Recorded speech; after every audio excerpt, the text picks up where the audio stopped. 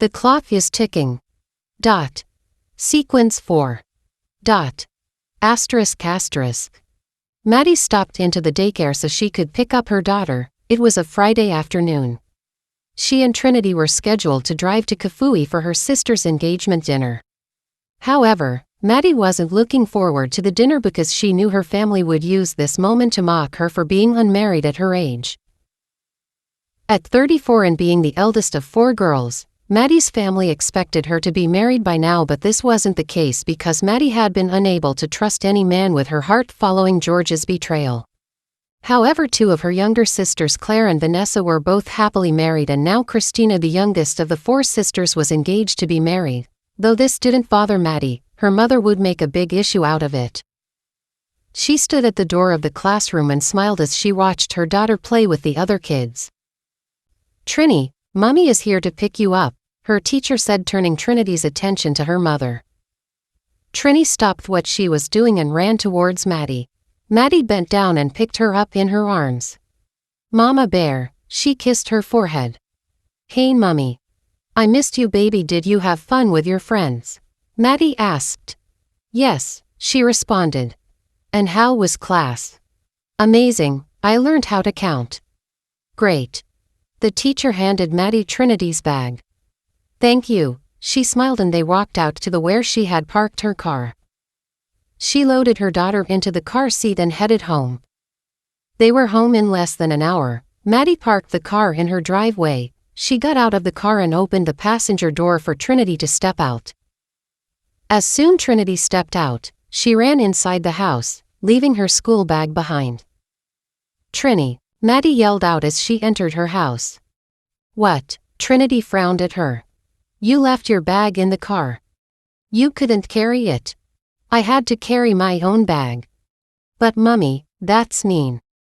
Maddie laughed. "What's mean is you expecting me to carry 2 bags, Mama Bear? My hands." "Whatever." She rolled her eyes. "I am going to spank you for rolling your eyes at me like that, young lady." "I am sorry, Mummy," she giggled. "You are forgiven," she smiled. "Good afternoon, Auntie Maddie," Tess politely greeted her. "Hey Tess. How was work?" "Work was great. And before I forget, Trini and I are going to Kafue so you can have the rest of the afternoon off." "Thank you.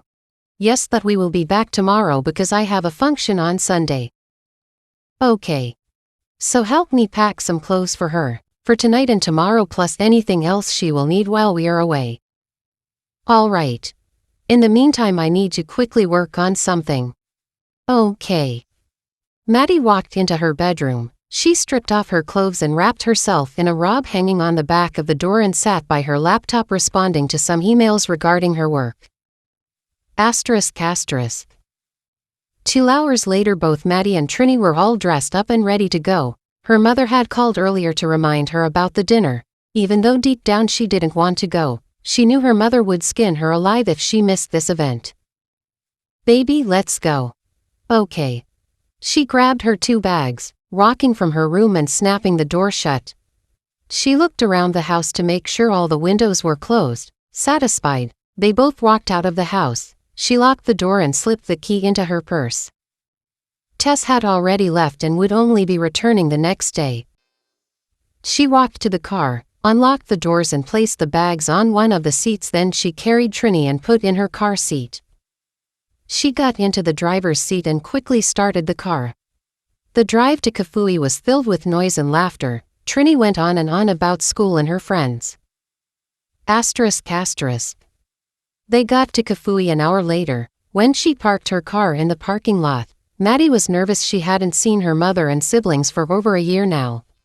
She had kept her distance after all the hurtful words they said to her when she gave birth to her daughter. "Why aren't we stepping out already?" Trini curiously asked. Maddie smiled at her daughter's innocence. "Mommy was just taking a minute to rest." "Okay." Maddie stepped out of the car, then she opened the passenger door for Trini.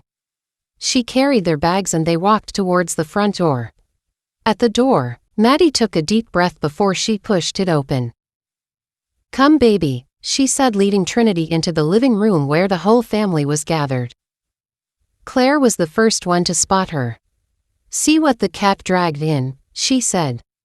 Hey, Maddie managed a weak smile. This didn't feel like home. She wished she could go back. Hey Maddie, the rest of the family greeted her. Is this Trinity? Maddie's Auntie Debbie asked. Yes. My God, she has grown so big. Trini, come and greet your grandmother. She spread her arms wide open for the little girl. Auntie Debbie was the only relative that Maddie could count on, the only one who never judged her for having a child out of wedlock.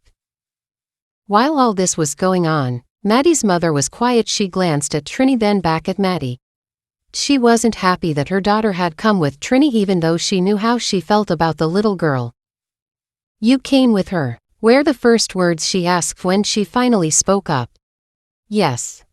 Sensing where the conversation was going, Debbie grabbed the bags from Maddie and asked Trinity to follow her to the bedroom.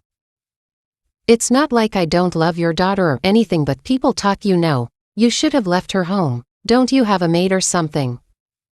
Maddie's heart ached. She hadn't expected her mother to still be this cold towards Trini. Mom, Trini is my daughter. She cut her short. She is the product of that awful relationship that disgraced my family. Seeing her just reminds me of the humiliation I suffered at the hands of the church after you got pregnant. Maybe I made a mistake coming here in the first place.